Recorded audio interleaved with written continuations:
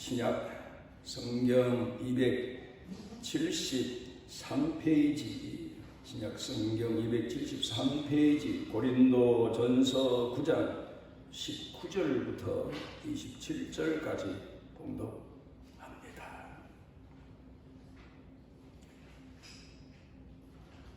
19절부터 봅니다.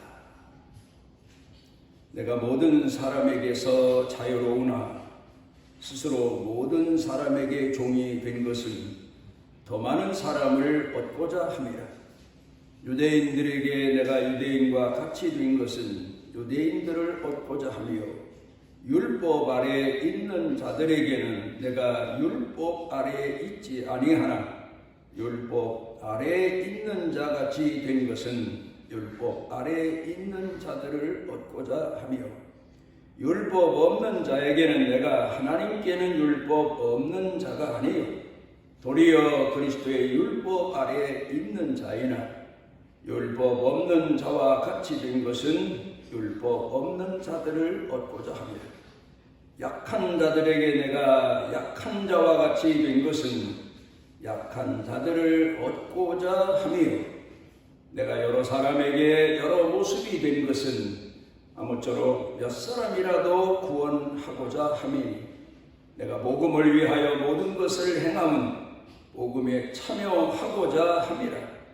운동장에서 다름질하는 자들이 다 달릴지라도 오직 상을 받는 사람은 한 사람인 줄을 너희가 알지 못하느냐. 너희도 상을 받도록 이와 같이 다름질하라. 이기기를 다투는 자마다 모든 일에 절제하나니 그들은 썩을 승리자의 관을 얻고자 하되 우리는 썩지 아니할 것을 얻고자 하노라. 그러므로 나는 다름질하기를 향방 없는 것 같이 아니하고 싸우기를 허공을 치는 것 같이 아니하며, 내가 내 몸을 쳐 복종하게 함은 내가 남에게 전파한 후에 자신이 도리어 버림을 당할까 두려워 함이로다.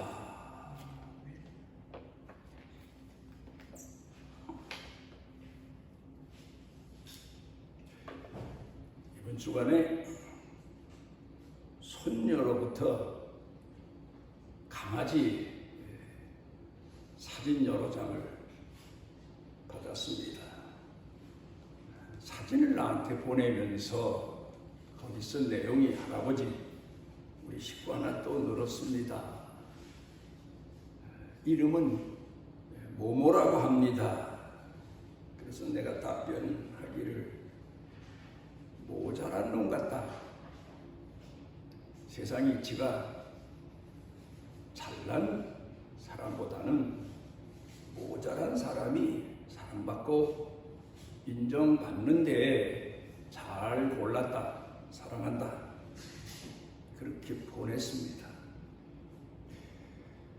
요사이 우리 사회를 보면 애완동물의 세상,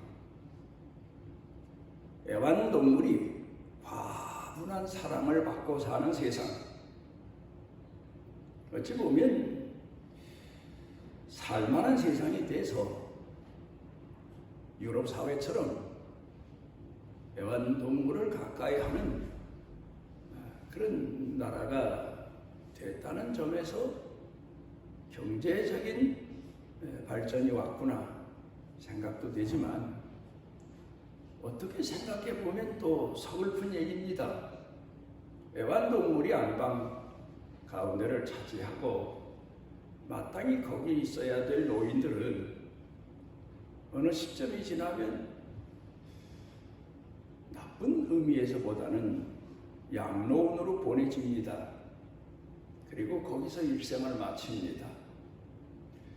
이런 걸 생각해 보면 지금 우리가 살고 있는 세상이 동물의 왕국이 된 거 아닌가, 이런 한탄도 나이 든 사람으로서 안 할 수가 없습니다. 그래도 애완동물, 착한 동물, 주인 말 잘 듣는 동물은 그래도 나은데 또 어떤 때에는 사회를 보면서 또 매스컴을 보면서 뉴스를 보면서 이거 맹수의 세상이 온 게 아닌가 그런 한탄을 또 합니다.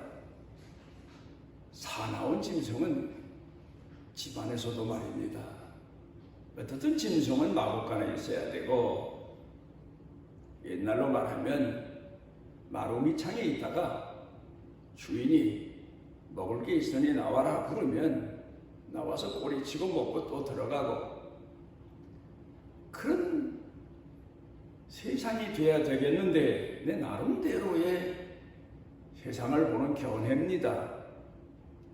그런데 이런 동물들이 마루 위로 올라오고 안방을 차지하고 심지어는 맹수 같은 사람들이 높은 자리에 올라가서 세상을 향해서 으르렁거리고 몇 년 전에 어느 코미디언이 이런 얘기를 했습니다. 여의도 어느 구석에 가면 모기들이 다 트리를 갖고 있더라고요. 그냥은 얼굴이 너무 뻔뻔스러워서 모기 침 가지고는 얻어먹을 게 없으니까 드릴을 가지고 너무 가죽이 두꺼워서 산다 그랬는데 요새는 내가 볼 때에는 그 여의도 한 구석회를 지나가려면 포수 정도는 돼야 맹수를 잡을 수 있는 포수 정도는 돼야 지나가지 않을까 할 정도로 세상에 백성들 앞에서 나라 살림을 하거나 나라를 위해서 봉사하고 헌신할 사람들이 오히려 권력을 휘두르고 싸울 때 보면 맹수가 거품을 내뿜고 허연 이빨을 내보이면서 으르렁거리는 것처럼 그러니 우리 젊은이들이 뭘 보고 배울까? 그런 걸 자꾸 보다 보면 나도 그래야 세상을 사는 줄로 착각하는 그런 세상이 되어버리고 말았습니다. 그런데 정치, 사회, 교회 밖의 얘기만이 아닙니다.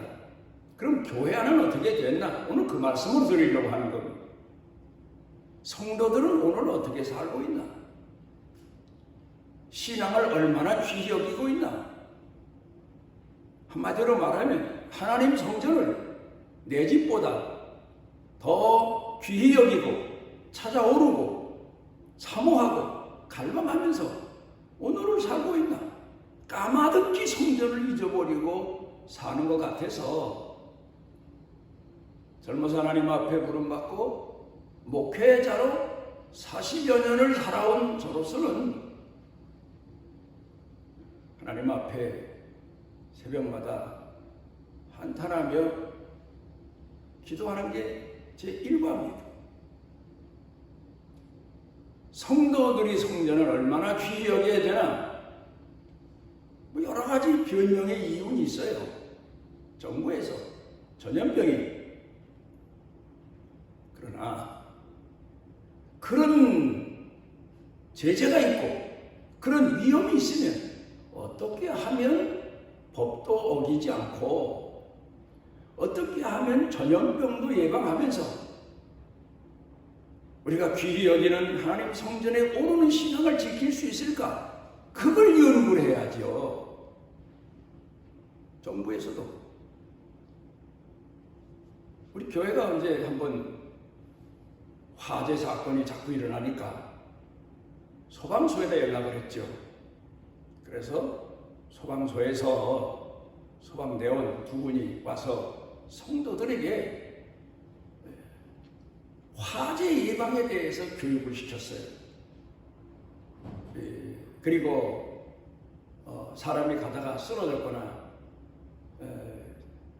무슨 일을 겪고 기절하면 심폐소생술 뭐 이런 것도 교육을 시켰어요. 공무원이면 그래야지. 코로나 시대에 대면 예배는 안 된다. 공문을 보내고 교회 문을 닫게 하고. 그것도 정부가 그럴 게 아니죠. 교회는 예배를 원칙으로 하는 곳이니까 그래 예배 드리십시오. 그러나 이 위험한 때에 질서를 지키고 예방 차원에서 예배를 드리십시오. 이렇게 선도하고 훈련시키고 소방서에서 와서 교인들 훈련시키듯 그렇게 하고 예배를 드리도록 해야지. 예배 드리면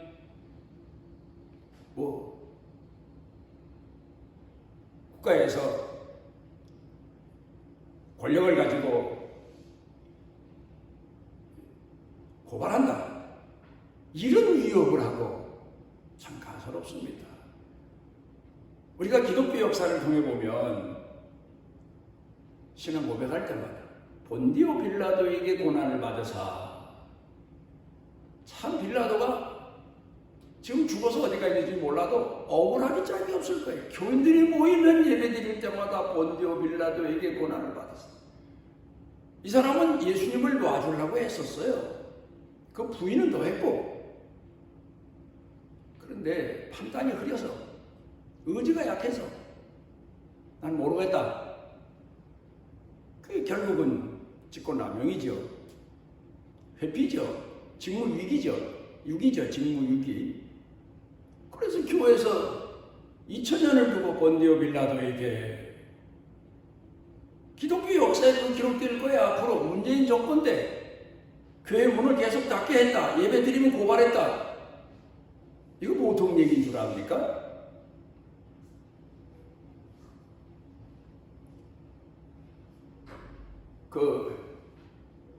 우리가 깊이 생각해 봐야 돼. 그런데 왜 이렇게 됐나? 이거 정부 책임만이 아니에요. 권력자의 책임만이 아니에요. 우리 기독교인들이 그동안 얼마나 하나님 앞에 가식적인 예배를 드리고 형식적인 예배를 드렸으면 하나님이 이렇게 하도록 허용하셨나? 유대인들이 하나님 앞에 제사를 드릴 때 정말 마음 성품 뜻을 다하여 예배를 드려야 되는데 형식적인 예배입니다. 종교 지도자들은 다 타락했습니다. 그리고 하나님 앞에 신령과 진정으로 예배드려야 된다 외치는 예수님을 십자가에 못 박았습니다. 돌 위에 돌 하나도 남지 아니하리라. 그 말씀이 심판이 돼서 그렇게 자랑하던 솔로몬의 성전 스룹바벨이 재건한 성전 돌 위에 돌 하나도 남지 않고 땅까지 뺏겼어요. 그리고 유대인들이 늦게서야 통곡의 벽 얘기 들어보셨죠? 성지순례 가보면 유대인들뿐만 아니라 신앙 가진 성도들이 그 유대인의 심정을 이해해보기 위해서 거기 들어가려면 유대인들이 말하는 그 유대인들 머리에 쓰는 모자 같은 게 있어요. 특수한. 그걸 쓰고 거기 들어가기도 합니다. 가보면 그 돌 사이에다가 얼마나 많은 자기 소원을 기록해서 거기 꼽아놓고 돌을 붙잡고 통곡하며 기도하는지 몰라요. 통곡의 벽에 유대인에게 내려진 역사적인 심판을 보면서 한국 교회가 오늘 성전에서 예배를 마음대로 드리지 못하고 있는 그 모습이 얼마나 안타까운지 몰라요. 전에 군에 갔을 때 훈련소에서 주일날 교회를 찾아갔더니 목사님이 서울에 볼 일이 있다고 문 걸어 닫고 주일날 교회 문을 닫아놨어요. 그래 할 수 없이 교회 벽 옆에 기대고 기도하고 왔던 기억이 납니다. 우리 그리스도인은 하나님 성전에 오르는 게 신앙의 건강이기도 하지만 신앙의 표현이기도 하고 또 내 신앙이 다시 회복되는 계기도 되고 얼마나 귀중한 예배고 행인데 뭐 온라인 예배, 유튜브 예배, 방송 예배 그거 가지고 됩니까? 내가 경험한 바가 있어요. 옛날에 암으로 죽어가던 여인 한 분이 우리 교회 주변에 계셨어요. 찾아갔어요. 가서 찬송을 부르고 기도하고 몇 번을 그러다가 한 번은 일어나려고 하는데 내가 앞으로 고꾸라질 뻔했어요. 왜 그런가 했더니 이분이 내 양복 단축 구멍 사이에다가 손가락을 딱 끼고 난 못 가게 붙드는 거예요. 왜 그러냐고 물어봤더니 와서 예배를 드리고 찬송 부르고 기도하면 그 암에 대한 고통이 잠시 잊혀진대요. 그런데 제가 가면서 그러면 찬송 테이프를 주면서 이걸 들어보고 설교 테이프를 주면서 이걸 듣고 내가 매일 매시 연구 앉았을 수는 없으니까 하루에 한 번씩 올 테니까 들어보십시오 했는데 소용없더래요. 많은 걸 생각하게 합니다.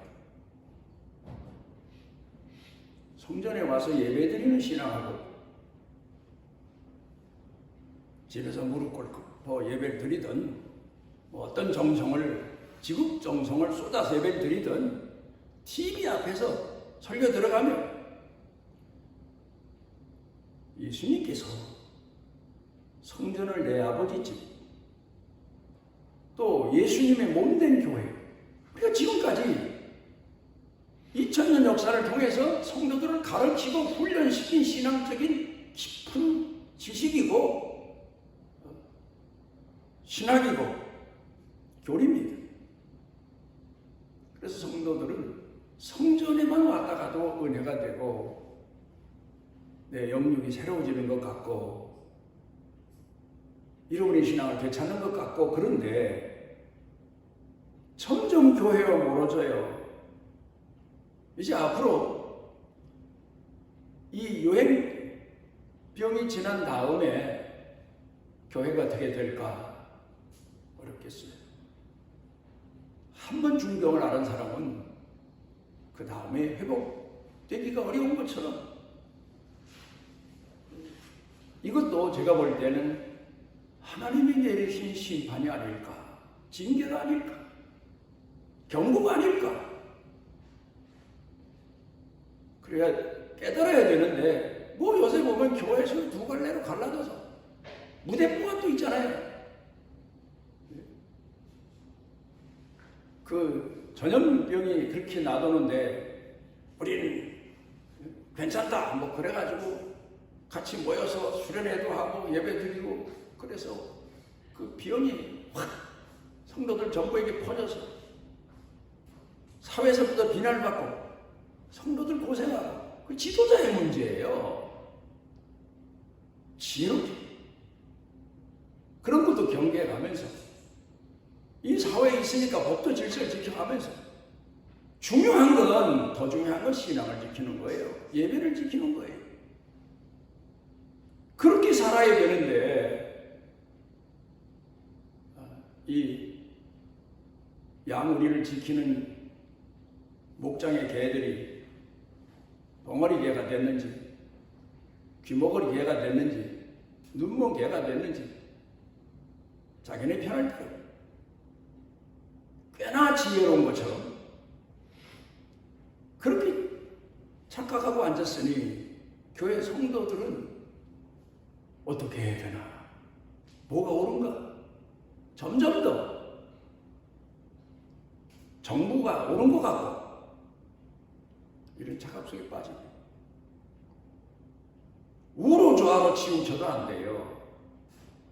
우리는 가야 될 길이 있어요. 신앙의 길이 있어요. 지켜야 될 게 있어요. 오늘 그걸 사도 바울이 고린도 교회 성도들에게 가르쳐주고 있습니다. 또 오늘 우리를 가르쳐주고 있습니다. 우리는 어떻게 오늘을 살아야 될까? 이걸 내 신앙은 오늘 어떻게 유지되고 있나? 우리 자신을 돌아봐야 돼요. 정부만 욕하고 정치인만 욕하고 뭐 권력 가진 사람만 욕하고 그러면 안 되죠. 우리 자신을 돌아봐야 돼요. 제가 지금까지 말한 건 욕한 게 아니에요. 비방한 게 아니에요. 사회는 이렇지만 우리는 그럼 어떠냐? 우리 자신을 돌아봐야 될 게 아니냐? 그걸 지금 이야기하고 있습니다.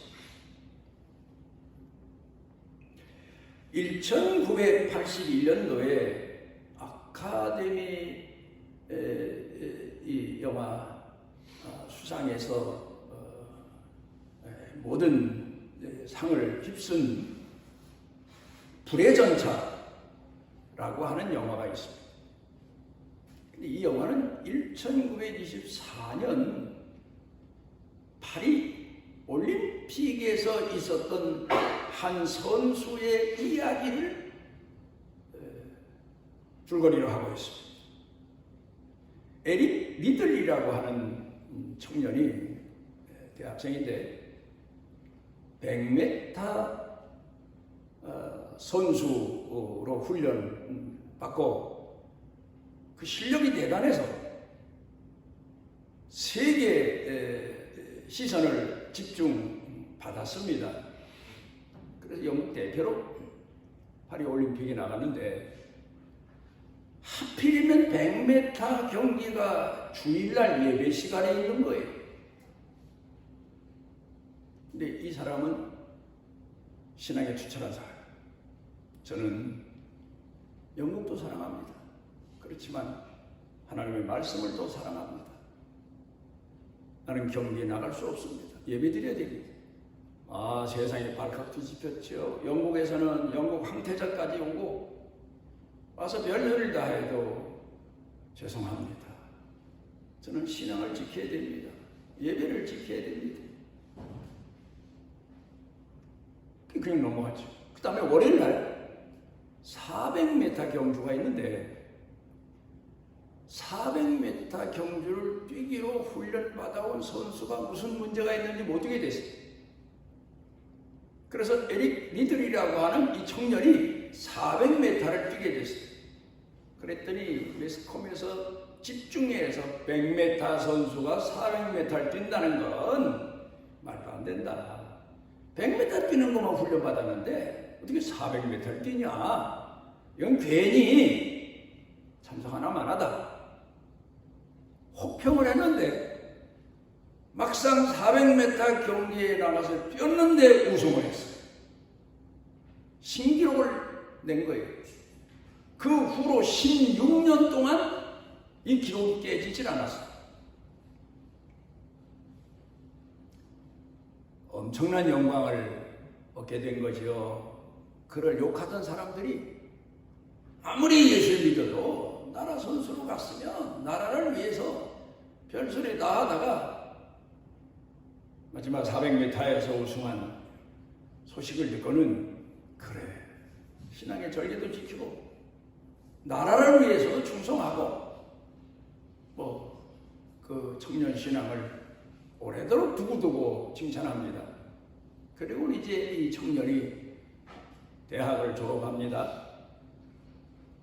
그러면 이 정도면 감독으로 아니면 코치로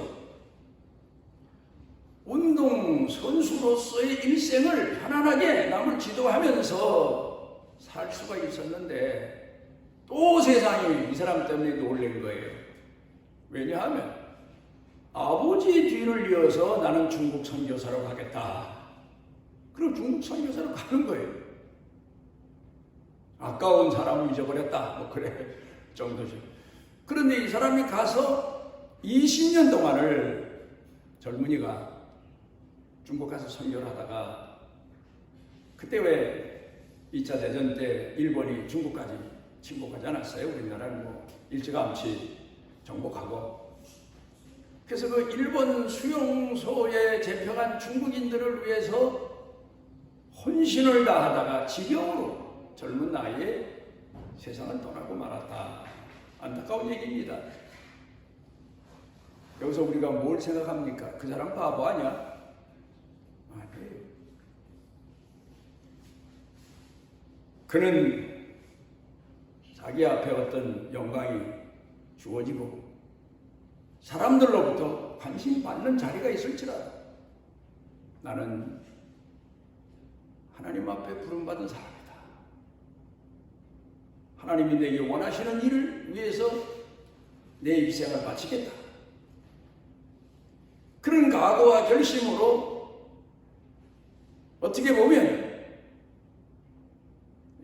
그 험난한 곳에 뛰어들었다가 잠수도 누리지 못하고 40대에 가는 안타까운 생을 산 것 같지만 우리가 이제 돌이켜 생각해 보면 참 하나님의 사람의 생애가 그렇겠구나. 우리 교훈을 주는 그런 얘기입니다. 그러면 우리는 얼마나 오늘 하나님을 공경하는 신앙인으로 살면서 신앙을 위해서 헌신하고 있나? 여러분, 진정한 신앙인은 예수 믿어서 내가 복받았다, 뭐가 더 나아졌다, 지위가 높아졌다, 많은 부를 축적했다, 그 얘기는 울타리 같은 얘기예요. 그건 부수적인 얘기예요. 물론 그게 귀하지 않고 중하지 않다 그 얘기는 안 해. 그러나 그것보다 그런 것은 얻지 못했을지라도 신앙을 지켰다 그래야지요.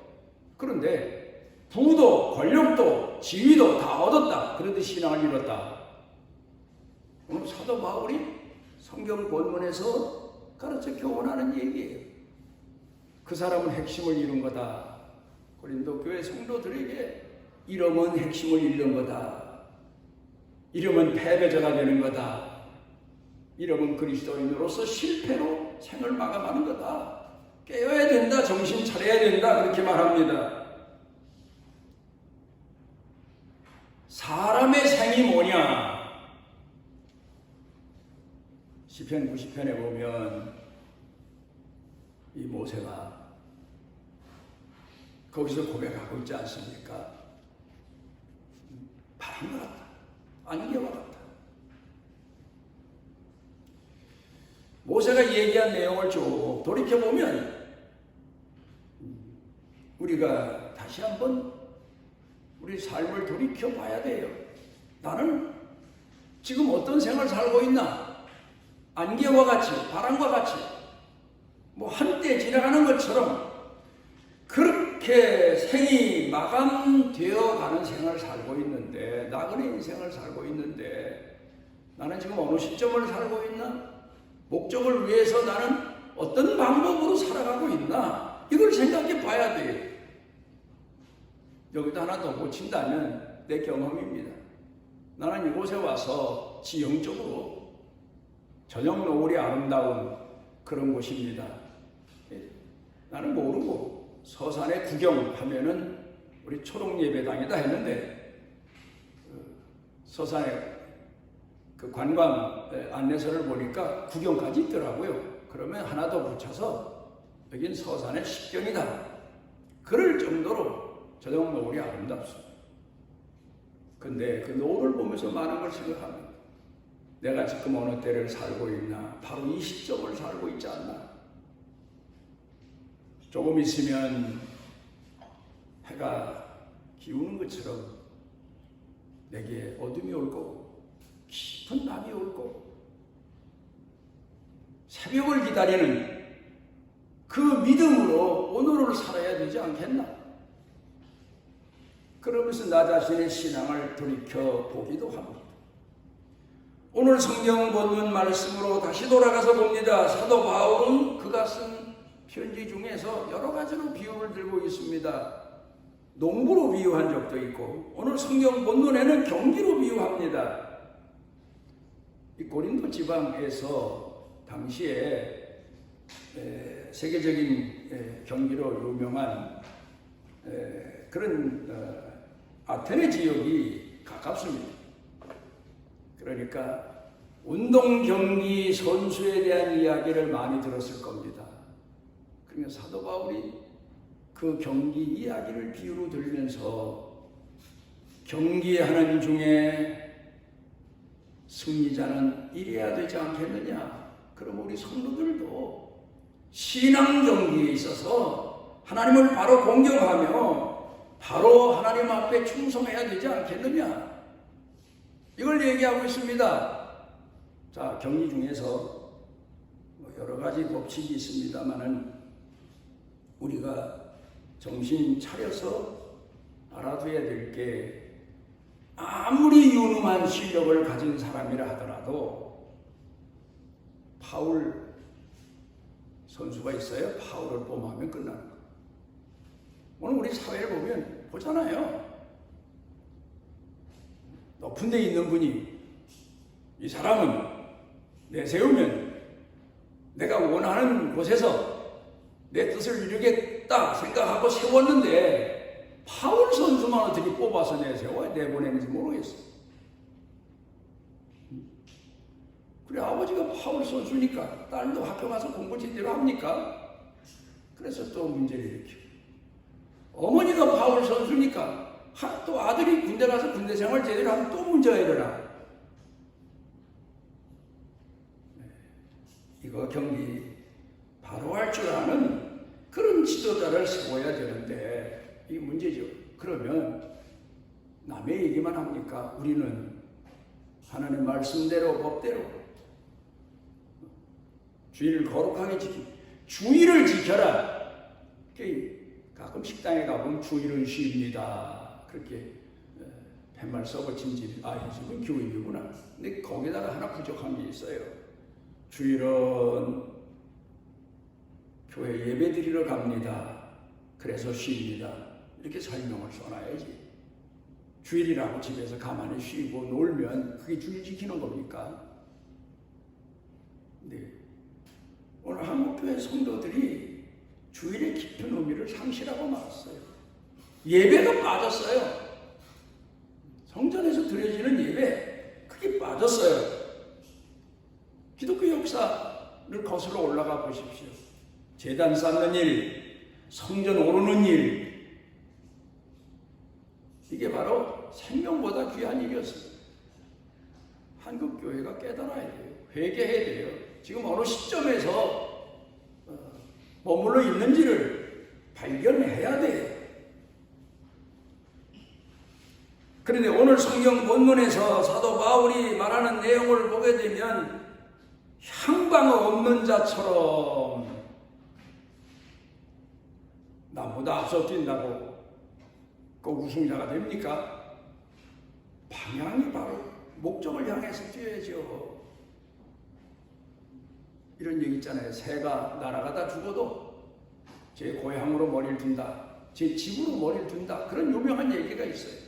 그럼 우리 예수 믿는 사람들은 내가 이 세상에서 살다가 마지막 죽을 때, 저 사람은 천국으로 머리를 두고 죽었구나, 저 사람 신앙은 하나님을 향한 신앙이었구나, 그렇게 보는 사람들이 교훈을 얻어야 되는데 지금 방향 감각을 잃어버렸어요. 향방 없이 뛰고 있어요. 허공을 치는 것처럼, 오늘 26절 하반절에 보면 또 허공을 치는 것처럼 권투 선수가 링에 올라가서 그냥 눈을 감고 주먹만 휘두른다고 한 방에 날아가는 거죠. 선수가 됩니까? 뚜렷한 정확한 자기 표적을 봐야지요. 우리 성도들이 오늘을 살면서 나는 신앙인이다, 링에 올라온 선수다, 나는 마라톤에 참여한 선수다, 그 무슨 소용이 있습니까? 우승자가 되고 상받는 자가 되기 위해서는 바로 생활해야 될 거 아닙니까? 요사이 우리 정치사를 또 봅니다. 대통령이 국민 말 안 듣잖아요. 그러니까 광화문에 모여서 별별 소리 해도 안 들으니까 이제 낙담까지 하더라고. 그래도 안 들으니까 기분 나빠서 안 들으시는구나. 그러니까 어떤 사람이 폐하, 옛날 임금님에게 상소 올리듯 그렇게 편지를 썼더니 또 어떤 분이 그 뒤에 이어서 황상폐하, 그러면 들을 것 같아서 높이고 존경하면서 무슨 말을 전하면 들을 것 같아서 썼는데 그것도 안 들으시는 것 같더라고. 그런데 우리 그리스도인은 어떻습니까? 예수님이 탄식하신 것처럼 피를 불어도 춤을 춰도 이 시대 한국교회 성도들은 하나님 말씀에 반응할 줄 몰라요. 그냥 떠내려가는 물에 휩쓸려 가듯 그렇게 가버리고 말아요. 우리가 다시 한번 돌이켜 생각해 봐야 됩니다. 그 다음에 절제입니다. 법도 지켜야 되지만 내가 운전하면서 옛날에는 참 도로의 불법자 있잖아요. 도로의 횡포자, 무법자 막 화를 내고 젊어서는 쫓아가서 막 오르니 그러니 다투기도 하고 그랬는데 나이가 들면서 그것도 아니더라고. 그래서 다 용서한다, 내가 이해한다 그랬어. 근데 요새는 기도 하나가 또 생겼어요. 그런 사람 보면서 하나님 지나간 다음에 저 사람 교통사고로 죽지 않게 해주십시오. 그렇게 횡포자로 불법자로 무법자로 도로를 다니는데 그 교통 큰 사고 안 내겠어요? 그러니까 불쌍해서. 여러분, 우리 그리스도인들이 오늘 어떻게 살아야 되나? 신앙의 질서를 지켜야지. 사회적 질서도 중요해요. 지켜야 돼요. 그렇지만 그보다 더 중요한 건 신앙의 질서예요. 오늘 성경 본문에 보면 절제라고 그랬어요. 절제. 이기기를 다투는 자는 절제해야 된다. 우리나라 옛날에 마라톤을 아무리 죽어라고 목숨 걸고 뛰어도 성적이 안 나오니까 외국에서 감독 코치를 데려왔어요. 그랬더니 사회에서 열심히 뛰면 되는 거지 왜 국가의 돈을 낭비하면서 외국에서 감독을 데려오고 코치를 데려오고 돈으로 해주냐 그랬잖아요. 난리를 쳤어요. 그런데요, 죽어라고 목숨 걸고 뛰어서만 마라톤에 승리하는 게 아니잖아요. 시간 안배, 힘의 안배. 그러니까 그 다음에 한국 마라톤이 그래도 세계에서 메달을 얻게 됐잖아요. 여러분, 오늘 우리 자신을 돌아봐야 됩니다. 바로 돌아봐야 됩니다. 이 시대에 유명한 얘기가 있습니다. 이게 보통 사람들이 쓰는 얘기지만 그 이상의 뜻을 담고 있어요. 하프타임. 고속도로 운전하고 가다가 같이 차 타고 가다가 피곤하면 휴게소에 들리잖아요. 잠시 머물렀다 가는 거 하프타임. 근데 그 얘기가 아니에요. 어떻게 우리 인생을 안배하고 시간을 계산하고 바르게 사나, 이런 의미를 담고 있습니다. 그러면 인생만 이겠습니까? 우리는 내가 어느 만큼의 생을 살든 더 중요한 게 신앙에 있어서 우리 자신을 바라보고 재보고 계산해보고 내가 바른 목적지를 향해 가고 있나? 오늘 뛰고 있나? 걷고 있나? 주저앉고 있나? 돌아서서 거꾸로 가고 있나? 많이 생각해보고 회개해야 돼. 오늘 왕좌하고 이제는 아예 주저앉아버린 한국교회 성도들에게 주시는 말씀입니다. 기도하시오. 우리를 주의 백성으로 삼으신 아버지 하나님, 우리가 30-40년 전에만 해도 한국교회가 깨어서 기도하고 하나님의 선하신 뜻을 향하여 부르짖어 교회뿐만 아니라 우리 나라 온 세계에 나아가 복음을 전하는 교회로 자라게 되었사오나 이제는 세계에 나가서 복음을 전하기보다 한국 교회조차도 하나님께서 원하시는 오늘 우리를 향하신 하나님의 뜻이 무엇인가를 헤아려서 그 뜻을 향하여 하나님께 나아가는 은혜를 더하여 주옵소서. 예수님 이름으로 기도드리옵나이다.